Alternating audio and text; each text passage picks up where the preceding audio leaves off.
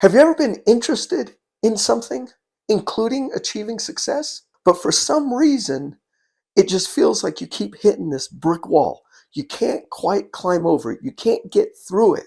And I'm here to share with you what that reason is. And the reason is, it's usually because of a lack of commitment. But what it really boils down to is nobody tells you the steps of what commitment looks like, what it takes, what's that roadmap is like. And I'll give you numerous personal examples as I go through these steps. So, for example, let's just take interest and commitment. I was a fighter. I fought in the ring for a very long time. And at that point in my life, I was extremely committed because you have to be, right? I had to be very regimented, very disciplined in order to achieve that. Now I just train for fun. I'm over 50 years old. So I just train for fun. I train with a bunch of young guys. I still enjoy it. So I have an interest, but I'm not committed to living the fighter's lifestyle, if that makes sense. So there's a difference in obviously my performance, my execution, because it's an interest versus being committed. So let me share with you the steps of being committed. The first step is you got to know why something is important to you. So if we take success, okay, what is success? Let's define that, right? Is it freedom? Is it financial freedom? Is it health? Is it managing time? Is it building a better network, creating a better support system? I mean, there's many things that you might want to accomplish, but the question is, why do you want to accomplish them? So if we just take an overarching thing of success is, you want to be financially free, you want to have more control over your time, it's like, why? Why do you want those? And let me tell you from experience, it's got to be a burning deep desire. It's not like, oh, well, I just want to be able to take vacations and afford them and do what I want. That's not deep enough, because when you hit those roadblocks, you really don't know what that internal fight is about. So an exercise I was taught was you keep asking why. Why do you want to be successful? Or why do you want to be financially free? And you ask yourself why. You answer that. And then you say, okay, why again? And then you take that answer and you say, why again? You actually do it about 7 levels deep. And here's an example for you. In the event that, we were in a boat together and we go 10 miles out in the ocean, and all of a sudden it's like crazy, right? The waves get 10 foot high.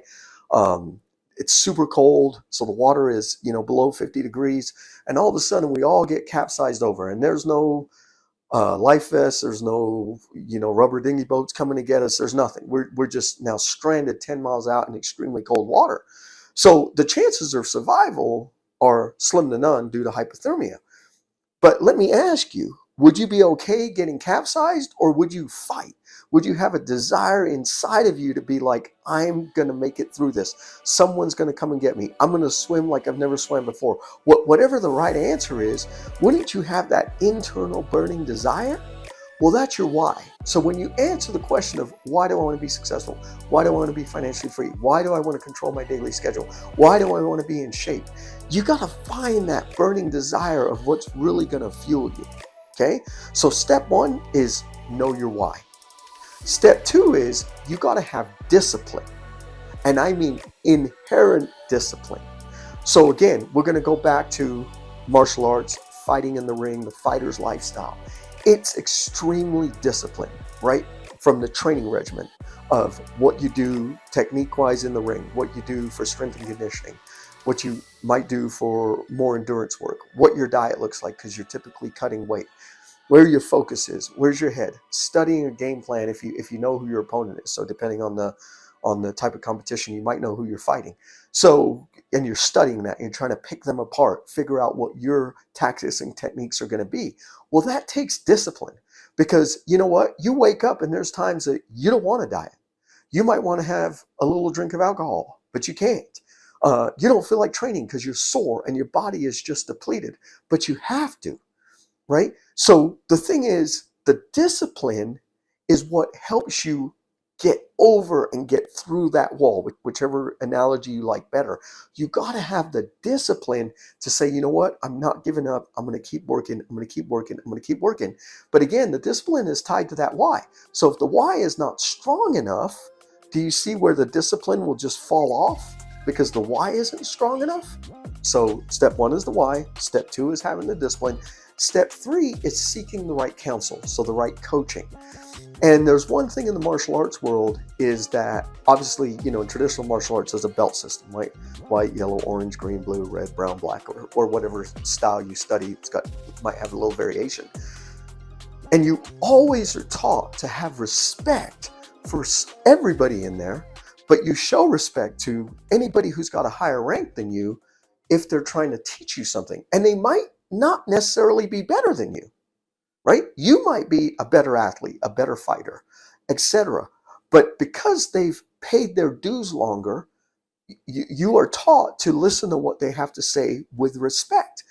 So when you go to seek the right counsel, seeking the right coach, the right mentorship, the right counsel allows you to have shortcuts because you're learning from their experience. You're learning from their mistakes.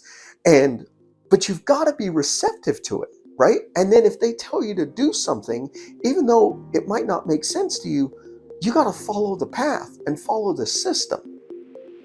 So do you see where this is going? Why? Discipline, seeking the right counsel. Step 4 is you have to trust the process. Nothing happens overnight. If it was that easy, everybody would do it.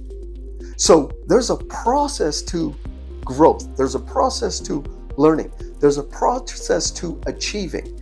And you've got to, again, put in the work, follow the plan, follow the system, and allow it to grow. Like I just heard somebody the other day talk about, well, what books do you read? And he was like, I read everything. Everything. As long as I take one nugget out of every book, I'm moving myself forward, right? So the process might be your coach might say, hey, I need you to read a book a week or a book a month, or I need you to follow, watch these videos, whatever the case. And you might be frustrated. But the point is you got to trust the process because every time, even when you revisit something else sticks out to you. So even if you've read the book once and you read it again, trust me, you're going to learn something. So you have to trust the process of achieving success, right? Or whatever your goals and desires are, okay? Step 5 is you got to learn how to create change.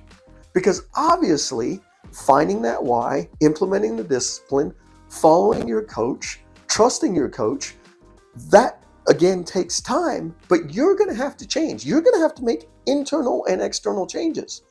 So there is a system to creating change. Now, in this video, I'm not going to cover that system. In the video right here, I will cover that system. I will show you exactly how to create change. And as my shirt says here, I'm going to step back. When the dream is real, the grind is fun.